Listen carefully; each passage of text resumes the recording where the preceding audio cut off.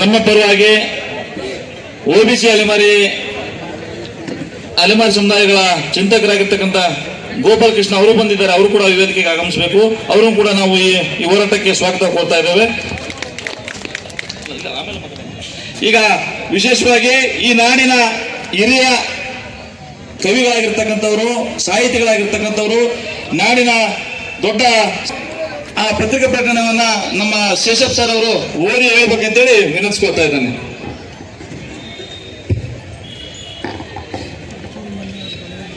ಎಲ್ಲ ನನ್ನ ಆತ್ಮೀಯ ಬಂಧುಗಳೇ, ನಿರಂತರವಾಗಿ 2-3 ದಿನಗಳಿಂದ ಆ ಘೋಷಣೆಯ ಹಿನ್ನೆಲೆಯಲ್ಲಿ ABC ಅಂತ ಏನು ವರ್ಗವನ್ನು ಮಾಡಿ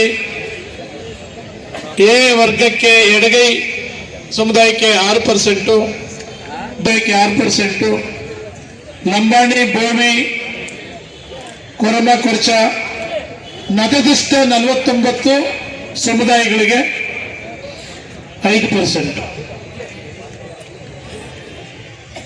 ಇಂಥ ಸಮುದಾಯಗಳನ್ನ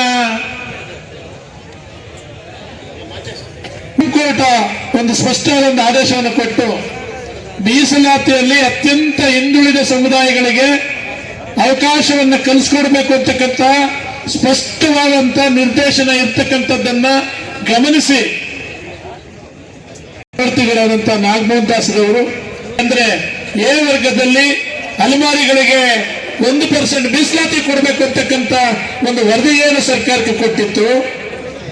ಆ ವರದಿಯನ್ನು ಸಂಪೂರ್ಣವಾಗಿ ತಿರಸ್ಕರಿಸಿ ಅವರದೇ ಅಂತ ರೀತಿಯಲ್ಲಿ ಒಳ ಮೀಸಲಾತಿಯನ್ನ ಘೋಷಣೆ ಮಾಡಿರ್ತಕ್ಕಂಥದ್ದು ತುಂಬಾ ಖಂಡನೀಯವಾದದ್ದು ಅಂತಕ್ಕಂಥ ಮಾತನ್ನ ಈ ಸಂದರ್ಭದಲ್ಲಿ ತಿಳಿಸ್ಲಿಕ್ಕೆ ಬಯಸ್ತೇನೆ ಬಂಧುಗಳೇ. ನಾನು ಶನಿವಾರ ದಿವಸ ನಿಮಗೆ ಒಂದು ಎಲ್ಲ ಅಲೆಮಾರಿಗಳ ಮುಖಂಡರು ಕರೆದು ನಾನು ಒಂದು ಒಳ್ಳೆ ಸಿಹಿ ಸುದ್ದಿಯನ್ನು ಕೊಡ್ತೀನಿ ಅಂತ ಹೇಳಿದ ಮಾತು, ಈ ಒಂದು ಮಾತು ನಾವು ಯಾರೂ ನಂಬಂಗಿಲ್ಲ, ಯಾರೂ ಒಪ್ಪಂಗಿಲ್ಲ.